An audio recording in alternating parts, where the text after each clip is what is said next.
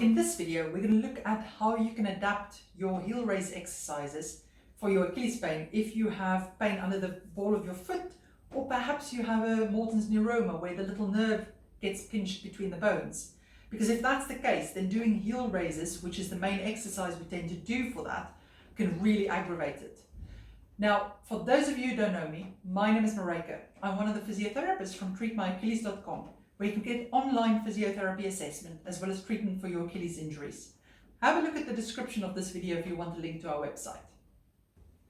The first thing you always want to test is, does it help if you just put really good shoes on your feet that's got lots of cushioning and you're on a soft surface? Does that allow you to do your heel raises without too much discomfort? The second is, how about if you don't do quite as many repetitions?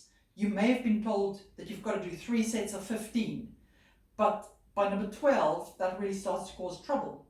Well, perhaps you can just do 8 repetitions, give it a rest, do 8 repetitions, give it a rest, and get your volume up that way, so you don't have to do as many repetitions if that's the issue. Otherwise, something else that may be useful, if your ball of your foot is not too irritated, it may tolerate isometrics better. But not isometrics where you go up on your toes, actually just isometrics where you stay level with your foot, but the heel hangs free over the side of a step, and you've got to use your calf muscle to keep your weight up. And what you can do then is, if it tolerates that, you can also load it up and have weights on your back and do your exercises that way. So let me demonstrate what I mean. I'm going to use my yoga block. You have to stand where you can hold on to something proper. I don't have something good to hold on to, but I'll try here. There we go.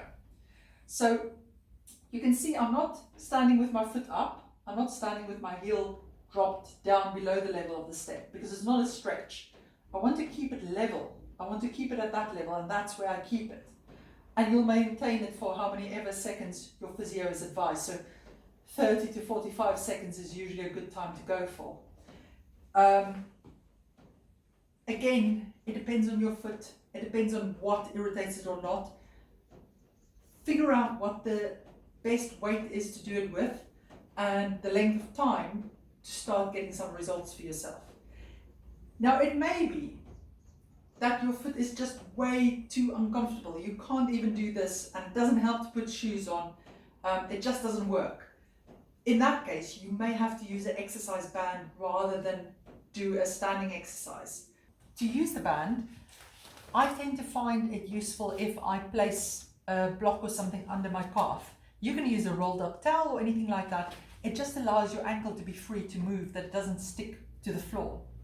The second thing is, I do it with shoes on, or advise my patients to do it with shoes on, purely because if your ball of your foot hurts because your toes get squashed together, putting a band around it may pull it tight together and make it hurt. So if that's the case, pop a shoe on. It can make it a lot more comfortable.